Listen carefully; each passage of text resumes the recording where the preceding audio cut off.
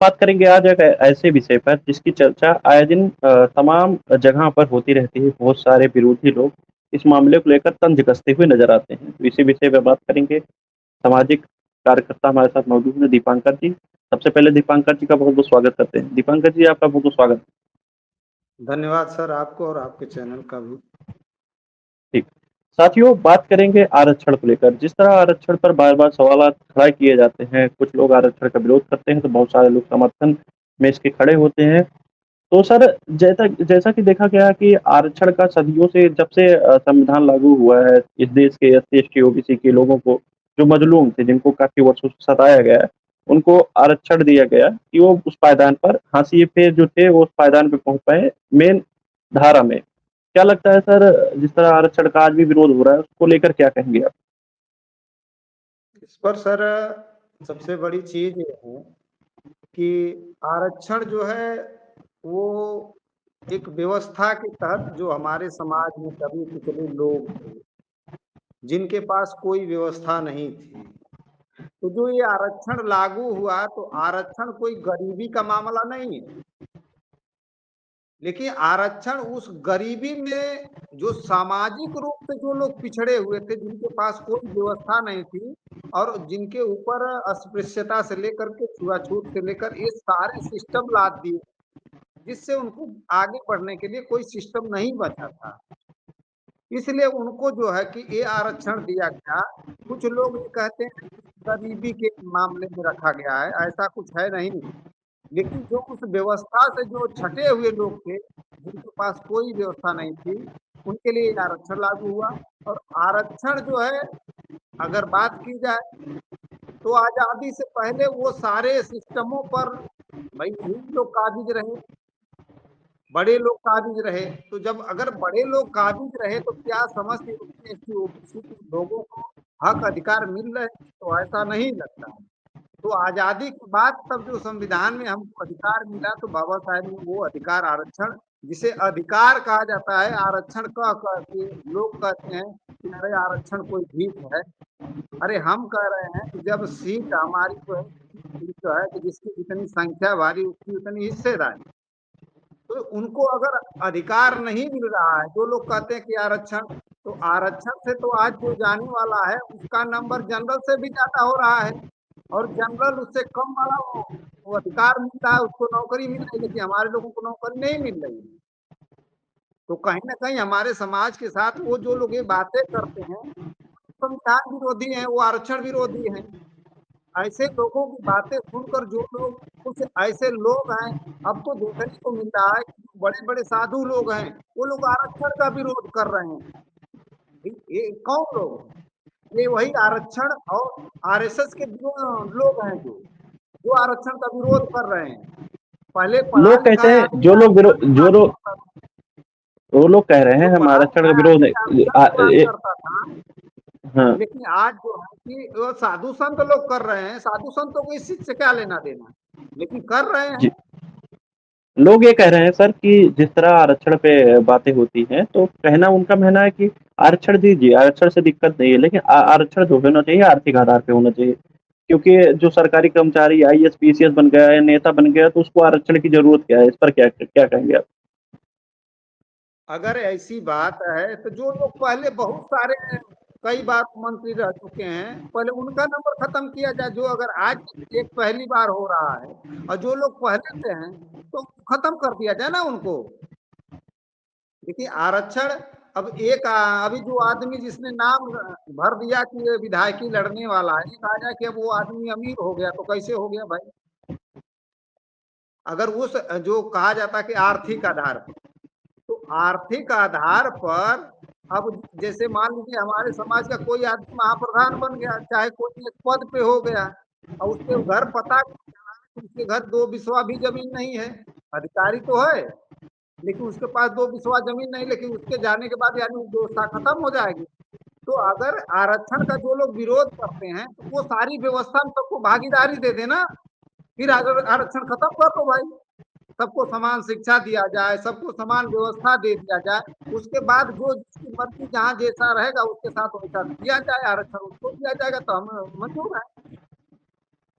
आपको नहीं लगता कि आईएएस पीसीएस बन गया और उसके बाद तो पैसे आ रहे हैं, सैलरी आ रही है, वो तो अपने बच्चों को अच्छी शिक्षा दे सकता है, तो उसको आरक्षण की जरूरत नहीं है? तो क्या लगता है, उनको आरक्षण छोड़ देना चाहिए? नहीं, आरक्षण क्या आईएएस पीसीएस के लेवल का मामला है क्या? आरक्षण नहीं है, व्यक्तित्व जो है, जो अधिकार के तहत लोग होते हैं वो तो आईएएस पीसीएस होते हैं। लेकिन अगर आरक्षण की बात कही जाए तो क्या सारे आईएएस बनने वाले कभी एक दूसरे के पास में बैठते हैं क्या? क्या भाईचारा होता है क्या? वो एक कम्युनिटी में आते हैं क्या?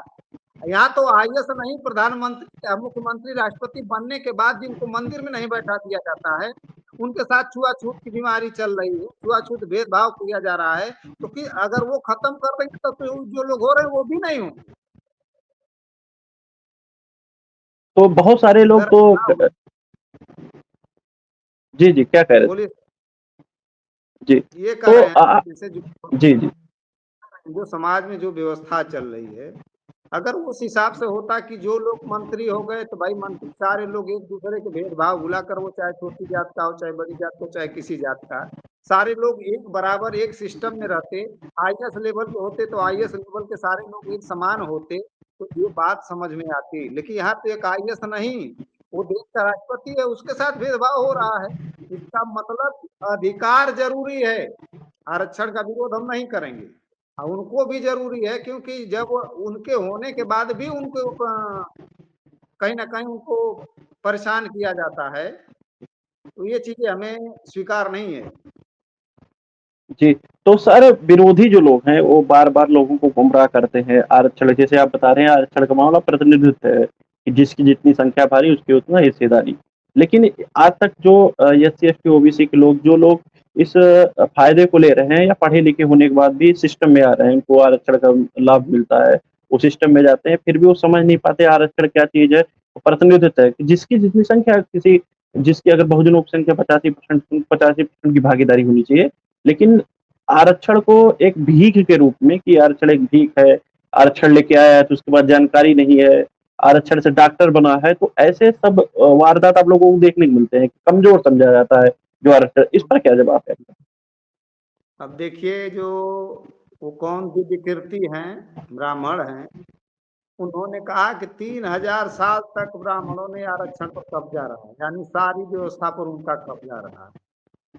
तो क्या आज वो व्यवस्था में रहे तो कितने लोगों ने विरोध किया? आज एक ब्राह्मण कहता है कि इतने सालों तक हमारे लोग कब्जा किए रहे सारी व्यवस्था पर, और एक ब्राह्मण उसी आरक्षण का विरोध करता है। और हमारे लोगों की जो बात कही जाए, हमारे लोग पढ़े लिखे नहीं है, लिखे पढ़े। दूसरे ने लिखा, उसे पढ़ लिया, और उसी पर जब वो जवाब देते हैं तो कहीं ना कहीं वो गलत जगह पे खड़े होते हैं। और आरक्षण का विरोध क्या कहा जाए उन लोगों को? समाज में जी, ये हमारे पढ़े लिखे लोगों ने की वजह से बाबा साहब इसीलिए ने कहा था कि हमारे समाज में जिस दिन पढ़े लिखे लोग हो जाएंगे तो हमारे समाज की तरफ अंगुलियां नहीं उठाएंगे। लेकिन आज हमारे समाज में लाखों लोग हैं, वही लाखों लोग जिनके पास सामाजिक सोच नहीं है, वही लोग उसका विरोध करते हैं, वही उसका समर्थन नहीं करते हैं। नौकरी पाते हैं आरक्षण की बदौलत, और जब आरक्षण की बदौलत आते हैं तो समर्थन किसका करते हैं? अपने विरोधियों का कर रहे हैं। इसलिए आरक्षण का भी सत्यानाश होगा, और आने वाले वो लोग अपने बच्चों का भविष्य खुद गर्त में डाल रहे हैं। जी।